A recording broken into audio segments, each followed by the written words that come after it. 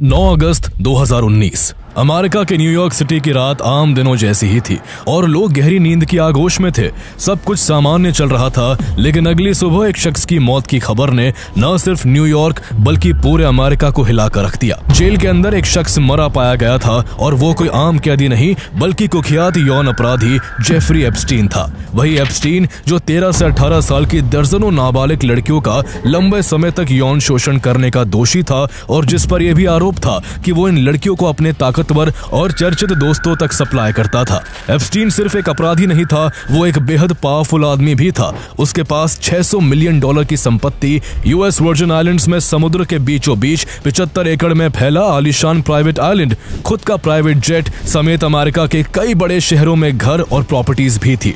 Jail जाने के बाद लोगों को उम्मीद थी कि जल्द ही एप्स्टीन के पावरफुल दोस्तों के नाम बाहर आएंगे, लेकिन इससे पहले कि वो कोई खुलासा कर पाता, अचानक जेल में मरा पाया गया।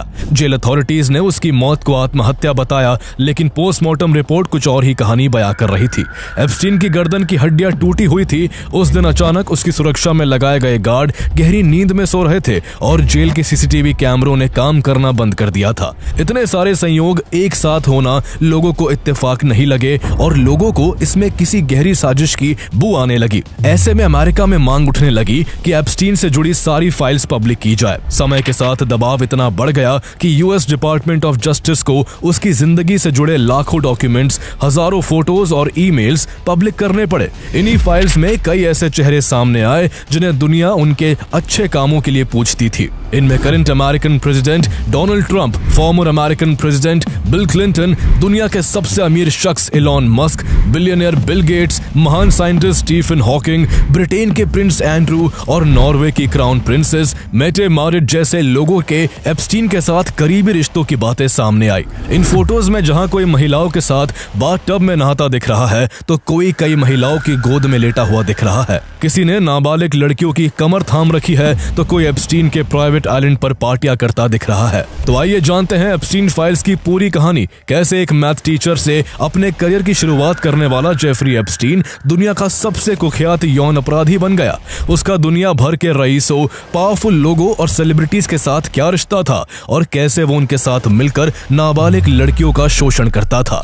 और आखिर डिपार्टमेंट ऑफ जस्टिस द्वारा रिलीज हुई फाइल्स में और कितने चर्चित लोगों के नाम सामने आए। Jeffrey Epstein is arrested in July 2019 on federal sex trafficking charges involving minors in the early 2000s. Footage from 1992 found in the NBC archives shows the future president welcoming Jeffrey Epstein to his Mar-a-Lago estate. Official reports say Epstein died by suicide before 6:30 a.m. Breaking tonight, the Justice Department releasing more than 3 million pages of documents related to convicted sex offender Jeffrey Epstein. President Trump's name referenced hundreds of times. These are documents linked to a man called Jeffrey Epstein.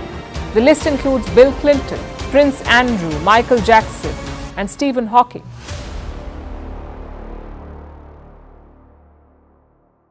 Jeffrey Edward Epstein का जन्म 20 जनवरी 1953 को New York city के Brooklyn में एक Jewish family में हुआ था। वो बचपन से ही पढ़ाई में तेज था और खासकर मैथ्स और फिजिक्स में उसकी गहरी रुचि थी। इसलिए अपनी शुरुआती स्टडी कंप्लीट करने के बाद उसने मैथमेटिक्स से ग्रेजुएशन करने का फैसला किया, लेकिन 2 साल बाद ही उसने पढ़ाई छोड़ दी और 1974 में बिना किसी ग्रेजुएशन डिग्री के वो न्यूयॉर्क के प्रेस्टिजियस डॉल्टन स्कूल में फिजिक्स और मैथमेटिक्स पढ़ाने लगा। लेकिन 2 साल बाद डॉल्टन स्कूल ने उसकी टीचिंग परफॉर्मेंस को सेटिस्फैक्टरी ना मानते हुए उसे डिसमिस कर दिया। साथ ही उस पर अंडर एज लड़कियों के प्रति इनअप्रोप्रिएट बिहेवियर, फीमेल स्टूडेंट्स से फ्लर्टिंग और टीचर होते हुए भी स्टूडेंट्स की शराब पार्टी में शामिल होने जैसे आरोप भी लगे। हालांकि डॉल्टन स्कूल से निकाले जाने के बाद उसे नौकरी के लिए ज्यादा भटकना नहीं पड़ा और उसे वॉल स्ट्रीट की global investment bank Bear Stearns में जूनियर असिस्टेंट की नौकरी मिल गई।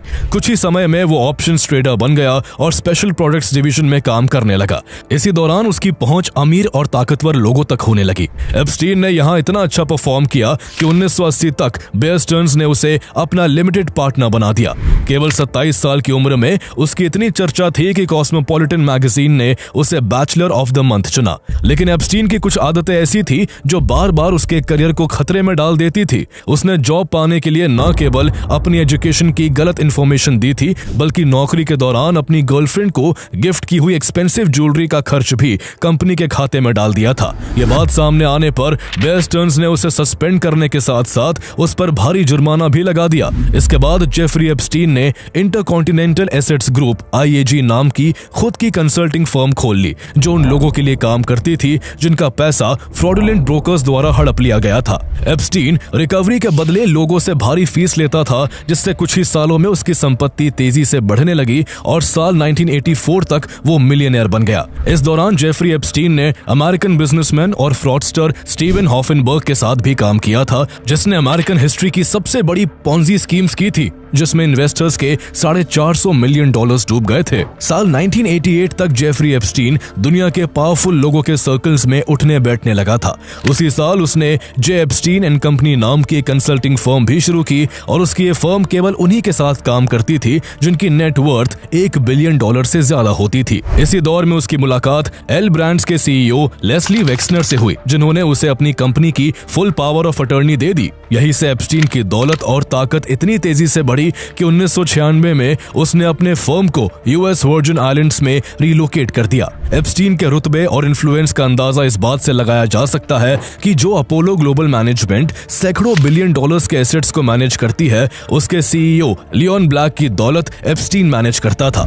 इन सब की बदौलत 21st सेंचुरी की शुरुआती सालों तक जेफरी एप्स्टीन की नेट वर्थ $600 मिलियन तक पहुंच गई और उसकी गिनती अमेरिका के चुनिंदा रईसों में होने लगी। उसके पास मैनहट्टन में न्यूयॉर्क का सबसे बड़ा प्राइवेट मैंशन था और palm beach, Florida, new Mexico and Paris जैसी जगहों पर कई आलीशान घर और प्रॉपर्टीज थी। 1998 में उसने US वर्जिन आइलैंड्स में समुद्र के बीचों बीच 75 एकड़ में फैला लिटिल सेंट जेम्स नाम का एक प्राइवेट आइलैंड भी खरीदा था, जहां वो महंगी पार्टियां करता था।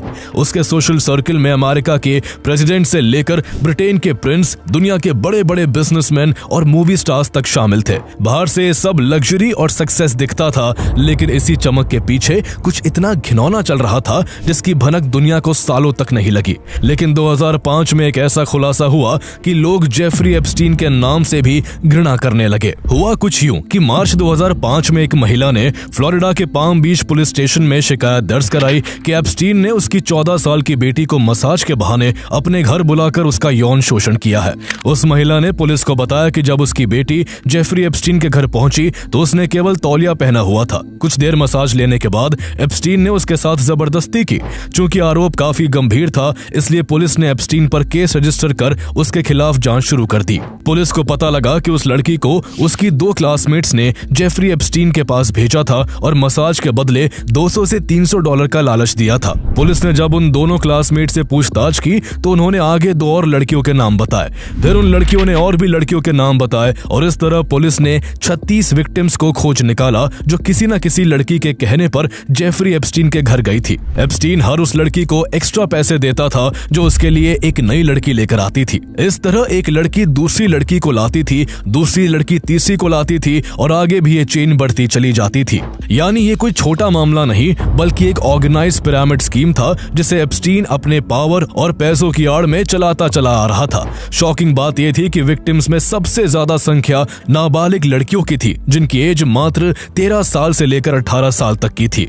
विक्टिम से पूछताछ में पुलिस को यह भी पता लगा कि इस कुकर्म में जेफरी एप्स्टीन अकेला नहीं था बल्कि इसमें उसके कई रईस और नामचीन दोस्त भी शामिल थे। मई 2006 तक पाम बीच पुलिस ने एप्स्टीन के खिलाफ एक मजबूत केस तैयार कर लिया और 27 जुलाई 2006 को जेफरी एप्स्टीन को अरेस्ट कर लिया गया। लेकिन ट्रायल के दौरान एप्स्टीन ने अमेरिका के फेमस वकीलों की फौज खड़ी कर दी और इसका नतीजा ये हुआ कि एप्स्टीन को जल्द ही बेल मिल गई। इससे स्टेट प्रोसिक्यूटर बैरी क्रिशर पर एप्स्टीन के खिलाफ जरूरत से ज्यादा नर्म रवैया अपनाने का आरोप लगा और इस केस के इन्वेस्टिगेटिव ऑफिसर रहे पाम बीच पुलिस चीफ माइकल राइटर इस इन्वेस्टिगेशन में FBI को शामिल करने की मांग करने लगे। ऐसे में यह केस जल्द ही FBI को ट्रांसफर कर दिया गया, जिसने जुलाई 2006 में ऑपरेशन लीप ईयर के तहत अपनी इन्वेस्टिगेशन को आगे बढ़ाया। FBI की जांच में एप्स्टीन के घर और आइलैंड से कई शॉकिंग चीजें मिली। उसके यहाँ से कई बेबी मसाज ट्रेनिंग बुक मिली जिनमें नाबालिग नाबालिग लड़कियों को क्लाइंट्स को मसाज देने के इंस्ट्रक्शंस लिखे थे। एप्स्टीन अपने private island Little Saint James में हाई प्रोफाइल पार्टियां करता था, जिनमें केवल अमेरिका के नहीं बल्कि दूसरे देशों के भी रईस, पावरफुल लोग, लीडर्स, प्रिंस और यहाँ तक कि इंटेलेक्चुअल्स भी शामिल होते थे, जिन्हें दुनिया काफी इज्जत की निगाह से देखती थी। एप्स्टीन नाबालिग लड़कियों को लालच और धमकी से मजबूर करके अपने प्राइवेट जेट से आइलैंड पर लाता था और फिर उन्हें अपने नामचीन दोस्तों के आगे किसी स्लेव की तरह परोसता था, जहां उसके गेस्ट जानवर की तरह उन भोली भाली लड़कियों पर टूट पड़ते थे। इन सब में उसकी गर्लफ्रेंड गिस्लेन मैक्सवेल उसका सबसे ज्यादा साथ देती थी। गिस्लेन मैक्सवेल अक्सर कमजोर बैकग्राउंड और जरूरतमंद लड़कियों की तलाश में होती थी, जिन्हें वो कभी मॉडल बनाने के झूठे सपने तो कभी मसाज के बदले सैकड़ों डॉलर पे करने का लालच देकर एप्स्टीन तक ले आती थी। इसके बाद एप्स्टीन और उसके पावरफुल साथी कभी विला, कभी घर तो कभी प्राइवेट जेट में उन कम उम्र की लड़कियों के साथ यौन संबंध बनाते थे। इन सब के आधार पर FBI ने एक 53 पेज की लंबी रिपोर्ट तैयार की, जिसमें एप्स्टीन पर कम उम्र की लड़कियों का यौन शोषण और इंटरनेशनल चाइल्ड ट्रैफिकिंग करने जैसे गंभीर आरोप लगाए। 36 माइनर विक्टिम्स के स्टेटमेंट्स, दर्जनों आई विटनेसेस और FBI की डिटेल इन्वेस्टिगेशन के चलते ऐसा लग रहा था कि इस बार जेफरी एप्स्टीन के काले कारनामों से पूरा पर्दा उठ जाएगा और उसे उम्र भर के लिए जेल की हवा खानी पड़ेगी। लेकिन शॉकिंग बात यह थी कि ऐसा कुछ नहीं हुआ। पर्दे के पीछे घिनौना खेल खेला गया और मायामी के फेडरल अटॉर्नी अलेक्जेंडर अकोस्टा ने एप्स्टीन्स लॉयर्स के साथ एक सीक्रेट डील करके उसे केवल 18 महीनों की सजा दी। एप्स्टीन को सिर्फ 2 छोटे प्रोस्टिट्यूशन चार्जेस का दोषी माना गया और उस पर लगे दूसरे सभी फेडरल क्रिमिनल चार्जेस हटा लिए गए। सबसे शॉकिंग बात यह थी कि इस दौरान फेडरल कोर्ट ने कई विक्टिम्स को प्रोस्टिट्यूट कहा था, जबकि फ्लोरिडा के कानून के हिसाब से एज ऑफ कंसेंट की सबसे कम उम्र 18 साल होती है। इतना ही नहीं, उसे बाकी अक्यूज की तरह स्टेट जेल में नहीं बल्कि पाम बीच काउंटी जेल के प्राइवेट विंग्स में रखा गया, जो लग्जूरियस फैसिलिटीज से लैस था। वो हफ्ते के 6 दिन 12 घंटे जेल से बाहर अपने ऑफिस में जाकर काम कर सकता था और उसे जेल में केवल रात बितानी पड़ती थी। हद तो तब हो गई जब एप्स्टीन को जुलाई 2009 में सजा पूरी करने के 5 महीने पहले केवल 13 महीनों में ही जेल से रिहा कर दिया गया। इस तरह एप्स्टीन अपनी बेशुमार दौलत और ताकत के सहारे फिर से अय्याश जिंदगी जीने लगा।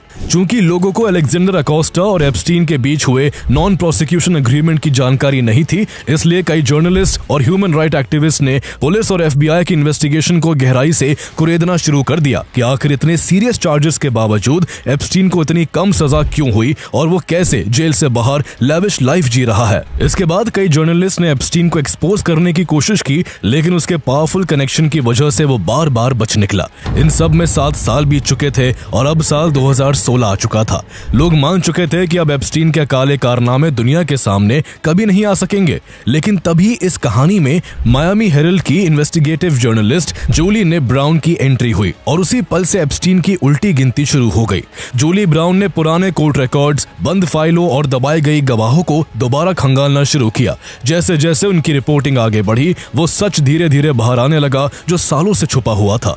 जूली ब्राउन को उस सीक्रेट डील के बारे में भी पता चला जो मायामी अटॉर्नी अलेक्जेंडर अकोस्टा ने की थी और उन्हीं की वजह से विक्टिम्स को न्याय नहीं मिला था। लेकिन एक कितनी बड़ी आयरनी थी कि उसी अलेक्जेंडर अकोस्टा को साल 2017 में डोनाल्ड ट्रंप ने प्रेसिडेंट बनते ही अपना लेबर सेक्रेटरी बना दिया, जिसका काम अमेरिका में हो रही यौन तस्करी को रोकना और दोषियों को जेल पहुंचाना था। इसके बाद जूली ब्राउन ने अपनी इन्वेस्टिगेशन को और ज्यादा तेज कर दिया। उनके लिए इस केस के विक्टिम्स को ट्रेस करना काफी मुश्किल था, क्योंकि पुलिस इन्वेस्टिगेशन में विक्टिम्स को जेन डो 1 और जेन डो 2 जैसे नाम दिए गए थे। लेकिन तभी एक चमत्कार हुआ। अक्टूबर 2017 में #MeToo नाम का कैंपेन जोर पकड़ने लगा, जिसमें महिलाएं अपने साथ हुए यौन शोषण की घटनाओं को शेयर करने लगी। अमेरिका में भी ऐसी कहानियों की झड़ी लग गई, जिसके बाद एप्स्टीन द्वारा मोलेस्ट हुई विक्टिम्स भी अपनी आप बीती सोशल मीडिया पर शेयर करने लगी। इसके बाद जूली ब्राउन ने एक एक करके 80 से ज्यादा विक्टिम्स को खोज निकाला जो यंग एज में जेफरी एप्स्टीन का शिकार हुई थी। किसी ने उन्हें वीडियो इंटरव्यू दिया तो किसी ने फोन पर अपनी आप बीती सुनाई। इन्हीं विक्टिम्स में से एक कर्टनी वाइल्ड थी, जो साल 2001 में केवल 14 साल की उम्र में अपने फ्रेंड के कहने पर एप्स्टीन के पाम बीच मैंशन गई थी, जहां एप्स्टीन ने उसके साथ कई बार यौन संबंध बनाए। लेकिन कर्टनी वाइल्ड को दुख सिर्फ इसका नहीं था, बल्कि वो एक और गहरे गिल्ट के साथ भी जी रही थी कि उन्होंने एप्स्टीन से ज्यादा पैसे मिलने के लालच में उसके पास कई अंडर एज लड़कियों को भी भेजा था। एक लड़की वर्जीनिया ग्रिफे नाम की भी थी, जिसे 16 साल की उम्र में एप्स्टीन की गर्लफ्रेंड गर्लफ्रेंड गिस्लेन मैक्सवेल ने मसाज थेरेपी के बहाने एप्स्टीन के पास भेजा था। वर्जीनिया ग्रिफे ने बताया कि एप्स्टीन ने उसे ब्रिटेन के प्रिंस एंड्रू के पास भी भेजा था, जिन्होंने 3 बार उसके साथ यौन संबंध बनाए थे। इस तरह साल 2018 तक जूली ब्राउन ने इस केस से जुड़े इतने एविडेंसेस जुटा लिए कि उनसे एप्स्टीन को कड़ी सजा दिलवाई जा सकती थी। उन्होंने अपनी रिपोर्ट्स मायामी हेरल्ड को भेज दी और ये रिपोर्ट्स 18 नवंबर 2018 को परवर्जन ऑफ जस्टिस के नाम से पब्लिश कर दी गई। रिपोर्ट्स पब्लिश होते ही पूरे अमेरिका में हंगामा मच गया। एप्स्टीन और उसके काले कारनामों की पूरी दुनिया में बात होने लगी। लोगों को जैसे ही पता लगा कि एप्स्टीन को सरकार में बैठे शख्स ने बचाया था, लोग अमेरिकन गवर्नमेंट को बुरी तरह कोसने लगे और एप्स्टीन को अरेस्ट करने की मांग करने लगे। पब्लिक का इतना ज्यादा दबाव बन गया कि FBI ने एप्स्टीन के खिलाफ फिर से इन्वेस्टिगेशन शुरू कर दी और 6 जुलाई 2019 को उसे अरेस्ट कर New York Metropolitan Correctional Center jail में बंद कर दिया। एप्स्टीन ने फिर से जुडिशरी को खरीदने की कोशिश की, लेकिन इस बार उसकी दाल नहीं गली और उसे 45 साल की जेल की सजा सुनाई गई। एप्स्टीन के अरेस्ट होने के केवल 6 दिन बाद अलेक्जेंडर अकोस्टा ने भी रिजाइन कर दिया। अब सभी को यही लग रहा था कि एप्स्टीन जल्द ही अपने इस कुकर्म में शामिल अपने नामचीन दोस्तों के नाम खोल कर रख देगा और सभी दोषियों का पर्दाफाश हो जाएगा। लेकिन इस कहानी में सबसे बड़ा ट्विस्ट तब आया जब अरेस्ट होने के केवल 1 महीने बाद 10 अगस्त 2019 को एप्स्टीन की जेल में ही मौत हो गई। जेल अथॉरिटी ने कहा कि एप्स्टीन ने आत्महत्या की है, लेकिन पोस्टमार्टम रिपोर्ट किसी और बात की तरफ इशारा कर रही थी। एप्स्टीन की गर्दन की कई हड्डियां टूटी हुई थी और फोरेंसिक एक्सपर्ट का कहना था कि ऐसी चोटें आत्महत्या करने से नहीं आती। उनके मुताबिक किसी ने उसका गला घोट दिया था। ये शक तब और पुख्ता हो गया जब पता चला कि एप्स्टीन के सेल के बाहर लगे 2 कैमरे अचानक उस रात खराब हो गए थे। इसके अलावा जेल अथॉरिटी की तरफ से जो CCTV फुटेज जारी किया गया उसमें भी 1 मिनट का जंप था। इन सब बातों की वजह से माना जाने लगा कि एप्स्टीन के पास एक क्लाइंट लिस्ट थी जिसमें उन पावरफुल लोगों के नाम थे जिन्होंने नाबालिग लड़कियों के साथ यौन शोषण किया था। एप्स्टीन मुंह न खोल दे, इसलिए उसको जेल के अंदर ही मार दिया गया। इस थ्योरी को बल इसलिए भी मिला क्योंकि 1 साल पहले एप्स्टीन ने एक इंटरव्यू में कहा था कि अगर वो चाहे तो कई इन्फ्लुएंशियल हस्तियों पर कीचड़ उछाल सकता है। ऐसे में सवाल उठने लगे कि आखिर एप्स्टीन का इशारा किन लोगों की तरफ था। इसके बाद लोग गवर्नमेंट से एप्स्टीन केस से जुड़ी इन्वेस्टिगेशन फाइल्स को पब्लिक करने की मांग करने लगे और इसे ही एप्स्टीन फाइल्स कहा जाता है। आगे कई सालों तक अमेरिका में एप्स्टीन फाइल्स को डिक्लासिफाइड करने की मांग जारी रही। इसी बीच अमेरिका में सरकारें बदल गई। डोनाल्ड ट्रंप के बाद जो बाइडेन अमेरिका के प्रेसिडेंट बने और 2024 में उनका टेन्योर भी खत्म होने को आ गया, लेकिन एप्स्टीन फाइल्स रिलीज नहीं हो सकी। हालांकि इस दौरान इस केस से जुड़े कुछ अपडेट जरूर आए थे। 2020 में एप्स्टीन की गर्लफ्रेंड गिस्लीन मैक्सवेल को अरेस्ट कर जेल में डाल दिया गया था। वर्जीनिया ग्रिफे नाम की एक विक्टिम प्रिंस एंड्रू के खिलाफ ब्रिटिश कोर्ट में चली गई थी और उनके साथ अपनी फोटो रिलीज कर दी थी जिसमें वो वर्जीनिया ग्रिफे की कमर पकड़े नजर आ रहे थे।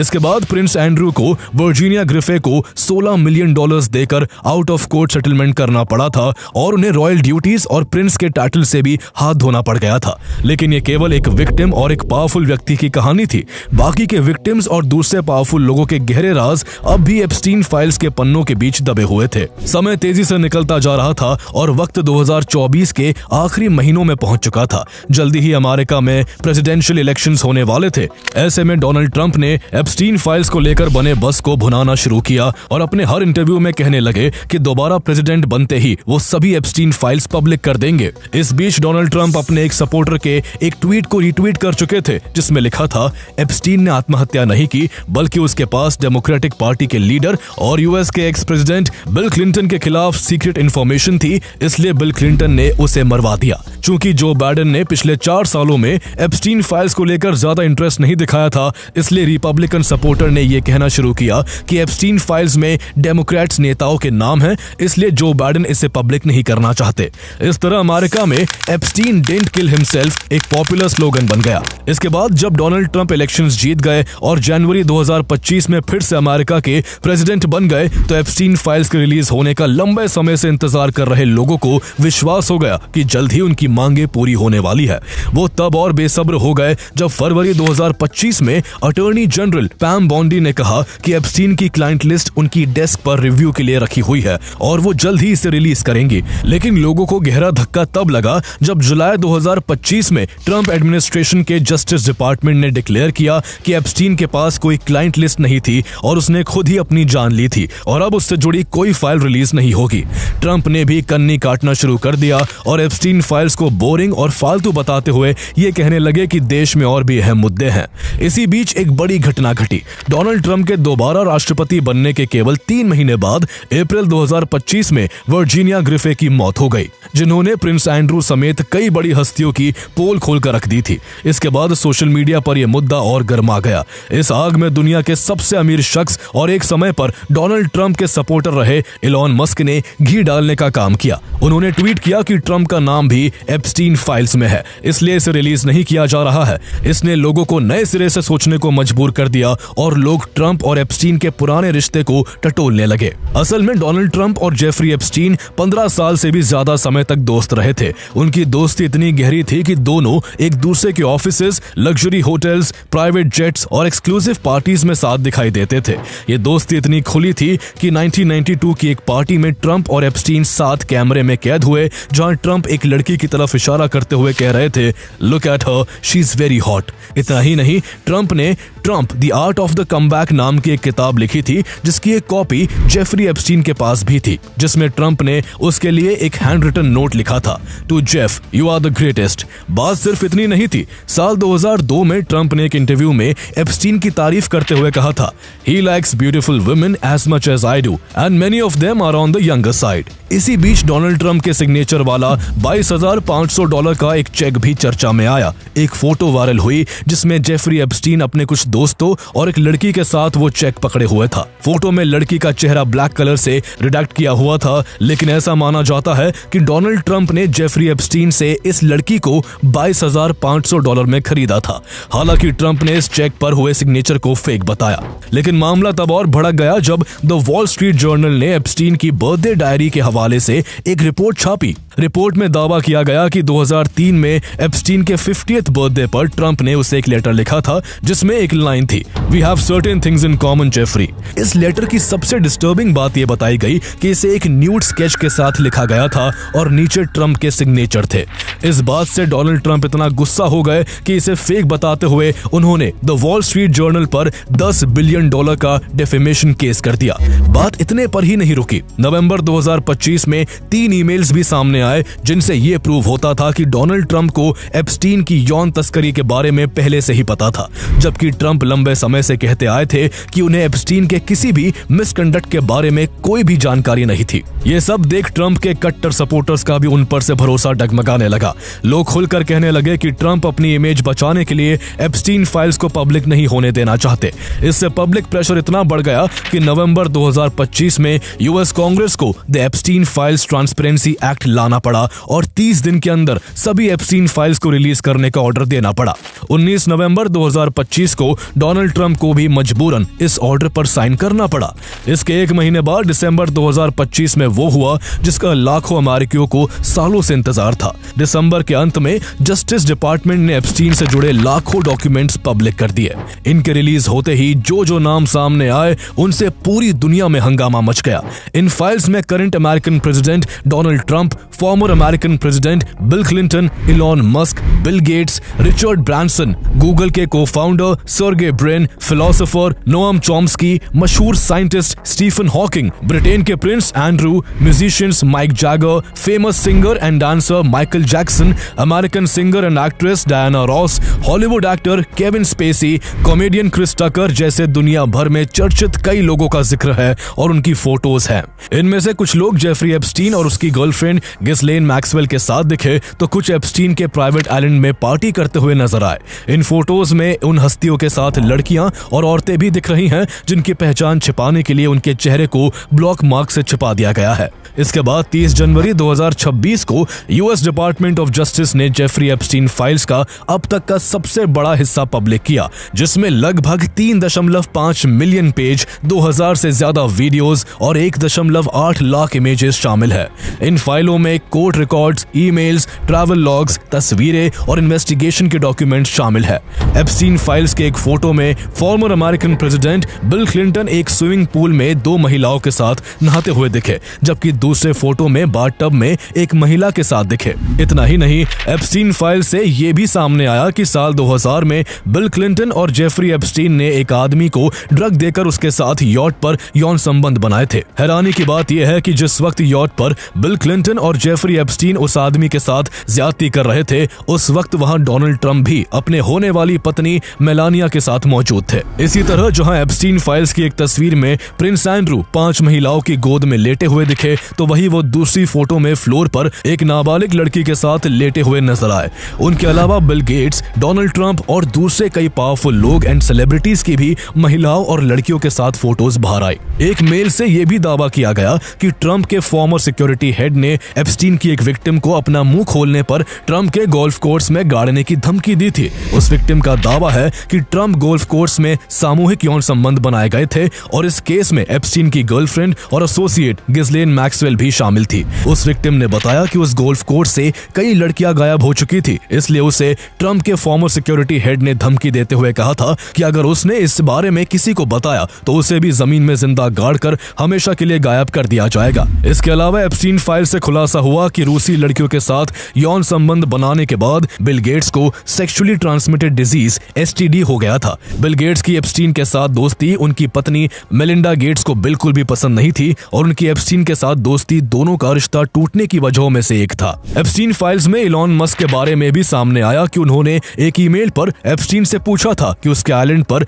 वाइल्डेस्ट पार्टी कब होगी, जिसके जवाब में एप्स्टीन ने इलॉन मस्क से ईमेल पर ही पूछा था कि वो किस किस के साथ पार्टी में आएंगे। एप्स्टीन फाइल्स में एक नॉर्वेजियन डिप्लोमेट तेरजे रॉड लार्सन की इंडियंस के लिए नफरत भी सामने आई, जिन्होंने एप्स्टीन को एक ईमेल में लिखा था कि जब आप एक इंडियन और एक सांप से मिले तो पहले इंडियन को मार डालो। एप्स्टीन फाइल्स की जांच नॉर्वे की क्राउन प्रिंसेस मेटे मैरिट तक भी जा पहुंची। सामने आया है कि उनकी जेफरी एप्स्टीन से 2011 से 2014 तक खास दोस्ती थी, जबकि उस समय तक एप्स्टीन के कुकर्मों का काफी हद तक दुनिया को पता चल चुका था। इस तरह एप्स्टीन फाइल्स ने सिर्फ एक अपराधी जेफरी एप्स्टीन का नेटवर्क नहीं खोला, बल्कि उन बड़े बड़े नेताओं, बिजनेसमैन और ग्लोबल इन्फ्लुएंसर्स की सोच को भी सामने रख दिया जिन्हें दुनिया आदर्श मानती थी। लेकिन इस पूरी लिस्ट में सबसे ज्यादा झटका अमेरिका के प्रेसिडेंट डोनाल्ड ट्रंप को लगा। एप्स्टीन फाइल्स में डोनाल्ड ट्रंप का जिक्र हजारों बार हुआ है। इन्हीं फाइल्स से खुलासा हुआ कि ट्रंप ने एप्स्टीन के प्राइवेट जेट से 8 बार ट्रैवल किया था। इनमें से 2 ऐसे ट्रिप्स भी थे जिनमें एप्स्टीन और डोनाल्ड ट्रंप के साथ कुछ अननोन लड़कियां भी थी,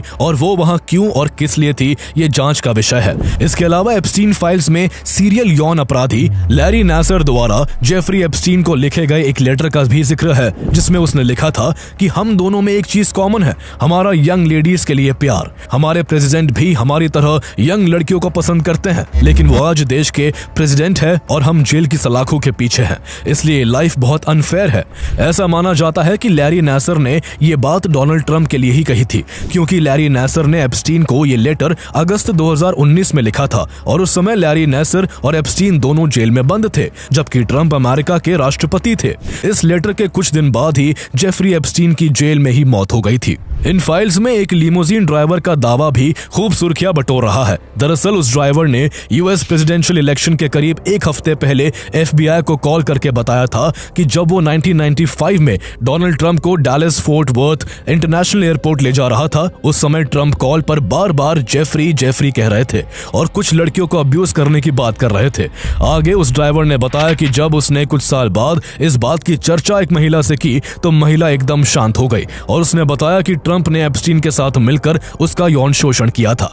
इसके बाद उस महिला ने ड्राइवर के कहने पर पुलिस स्टेशन में एप्स्टीन और ट्रंप के खिलाफ रिपोर्ट भी दर्ज करवाई थी, लेकिन इसके कुछ दिन बाद वो अचानक अपने घर में मृत पाई गई। हालांकि जब इस बात की काफी चर्चा होने लगी तो department of justice Donald Trump को बचाने पर उतर आया और कहा कि ये अनवेरिफाइड फैक्ट्स है, जिसे इलेक्शन से ठीक पहले ट्रंप को बदनाम करने के लिए किया गया था और इसमें कोई सच्चाई नहीं है। इस तरह जो ट्रंप जिन एप्स्टीन फाइल्स को एक पॉलिटिकल हथकंडे की तरह इस्तेमाल कर रहे थे, आज वही फाइल्स उनके गले की हड्डी बन गई हैं। जेफरी एप्स्टीन पर लंबे समय से इजरायली इंटेलिजेंस एजेंसी मोसाद के एजेंट होने के आरोप लगते रहे हैं और कहा जाता है कि उसने अपने पास बड़े बड़े अमेरिकन पॉलिटिशियन के आपत्तिजनक तस्वीरें और वीडियोस इसलिए रखे थे क्योंकि वो इनके जरिए उन्हें ब्लैकमेल करता था। कहा जाता है कि एप्स्टीन की गर्लफ्रेंड गिस्लेन मैक्सवेल के पिता रॉबर्ट मैक्सवेल भी मोसाद के एजेंट थे और 1991 में उनकी मिस्टीरियस डेथ के बाद उनके काम को एप्स्टीन और गिस्लेन मैक्सवेल ने मिलकर आगे बढ़ाया। जेफरी एप्स्टीन का मोसाद एजेंट होने का शक तब और गहरा गया जब इन्वेस्टिगेटर्स को एप्स्टीन के घर में इजरायली डिफेंस फोर्स का एक स्वेटशर्ट रखा हुआ दिखा। हालांकि इन सब बातों में कितनी सच्चाई है ये तो वक्त ही बताएगा, लेकिन एक बात दावे के साथ कही जा सकती है कि एप्स्टीन फाइल्स ने यह दिखा दिया कि ताकत और शोहरत के पीछे छिपे चेहरे कितने खोखले हो सकते हैं। एप्स्टीन फाइल्स किसी एक आदमी की कहानी नहीं बल्कि समाज का एक सच्चा आईना है जो दिखाता है कि जिन लोगों को दुनिया एलीट, लीडर और रोल मॉडल मानकर सिर आंखों पर बैठाती है, वही लोग अक्सर अपनी सबसे गंदी सच्चाइयों को ताकत, शोहरत और सिस्टम की आड़ में सबसे गहराई में दबा कर रखते हैं। ऐसे में यह भी देखना होगा कि जिन मासूम लड़कियों का सालों तक शोषण हुआ, क्या उन्हें कभी सच में इंसाफ मिल पाएगा? क्या जिन ताकतवर लोगों के नाम सामने आए हैं वो कभी कानून के सामने जवाबदेह ठहराए जाएंगे, या फिर हमेशा की तरह पैसा, पहुंच और रसूख उन्हें बचाकर निकाल ले जाएगा और सच्चाई एक बार फिर ताकत के नीचे दबकर रह जाएगी?